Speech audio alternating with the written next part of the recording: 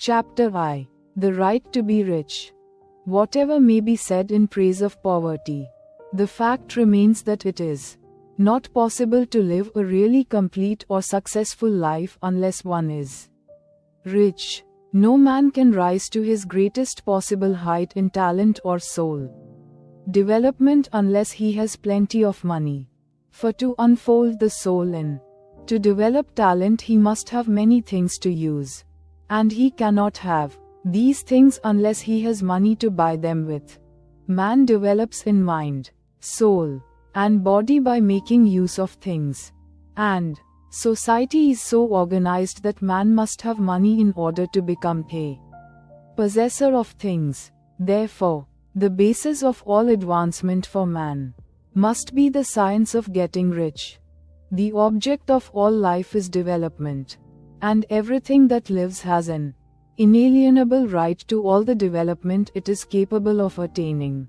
Man's right to life means his right to have the free and unrestricted use of all the things which may be necessary to his fullest mental, spiritual, and physical unfoldment. Or, in other words, his right to be rich. In this book, I shall not speak of riches in a figurative way. To be really rich does not mean to be satisfied or contented with a little. No man ought to be satisfied with a little if he is capable of using and enjoying more. The purpose of nature is the advancement and unfoldment of life, and every man should have all that can contribute to the power, elegance, beauty, and richness of life. To be content with less is sinful. The man who owns all he wants for the living of all the life he is capable of living is rich. And no man who has not plenty of money can have all he wants. Life has advanced so far and become so complex that even the most ordinary man or woman requires a great amount of wealth in order to live in a manner that even approaches completeness. Every person naturally wants to become all that he is capable of becoming. This desire to realize innate possibilities is inherent in human nature. We cannot help wanting to be all that we can be. Success in life is becoming what you want to be. You can become what you want to be only by making use of things. And you can have the free use of things only as you become rich enough to buy them. To understand the science of getting rich is therefore the most essential of all knowledge. There is nothing wrong in wanting to get rich. The desire for riches is really the desire for a richer, fuller, and more abundant life. And that desire is praiseworthy. The man who does not desire to live more abundantly is abnormal, and so the man who does not desire to have money enough to buy all he wants is abnormal. There are three motives for which we live. We live for the body, we live for the mind, and we live for the soul. No one of these is better or holier than the other. All are alike desirable, and no one of the three, body, mind, or soul, can live fully if either of the others is cut short of full life and expression.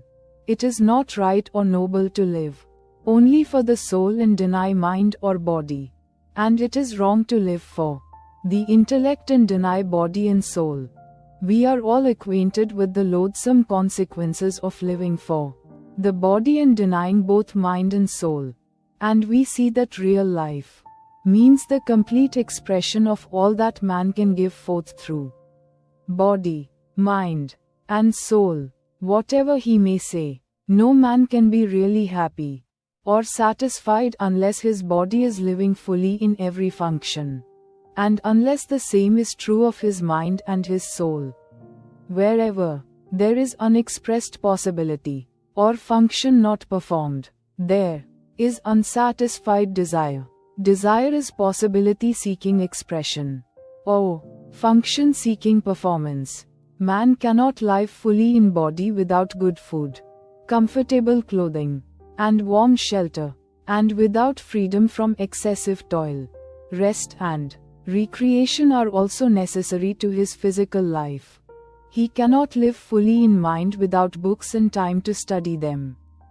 Without opportunity for travel and observation, or without intellectual companionship.